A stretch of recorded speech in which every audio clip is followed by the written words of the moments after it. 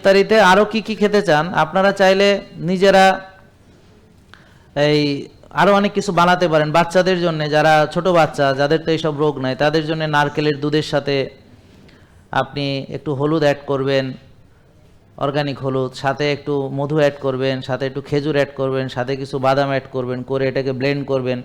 ওরা মজা করে খাবে, বুঝতে পারছেন? মজা করে খাবে এবং এটা তাদের স্বাস্থ্যের জন্য অনেক ভালো।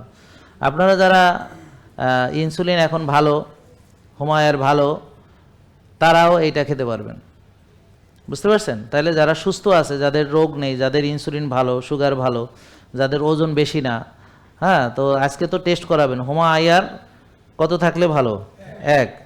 তো যাদের হুমায়ের 1 আছে, তারা, যাদের ইনসুলিন 4 থেকে 5 আছে তারা, যাদের ব্লাড সুগার 5 থেকে 6 আছে এবং TG/HDL রেশিও 2-এর নিচে আছে, TG 90 আছে, এই ধরনের যারা, তারা ধরেন তরমুজ খেতে পারবেন, বাঙ্গি খেতে পারবেন, বেল খেতে পারবেন, কদবেল খেতে পারবেন, বেলের শরবত খেতে পারবেন, মানে অনেক অপশন আছে। এখন সব তো আর একদিনে খাবেন না, মানে তারপর আমড়া আছে, জাম্বুরা আছে, পেয়ারা আছে, আমলকি আছে, অনেক রকম আছে।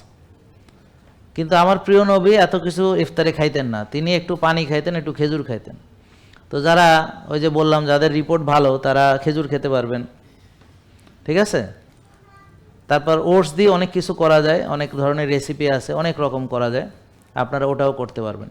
আমি যেটা সাধারণত সবচেয়ে পছন্দ করি যে আপনি ইফতারি খুব সিম্পল করেন, একটু পানি খান বা একটু হলুদের পানি খান, আর হচ্ছে এরপর নামাজ পড়ে এসে খাওয়াটা কমপ্লিট করে ফেলেন। খাওয়ার ভিতরে সালাদ থাকলো, সবজি থাকলো, ডিম থাকলো, মাছ বা মাংস যেটা আপনি রাখলেন, এই হলো সিম্পল।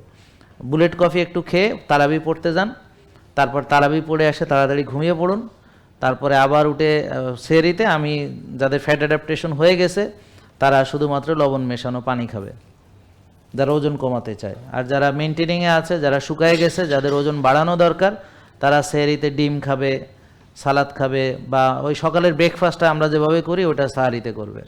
জেকে লাইফস্টাইল লিমিটেড, ওষুধ মুক্ত সুস্থ জীবন।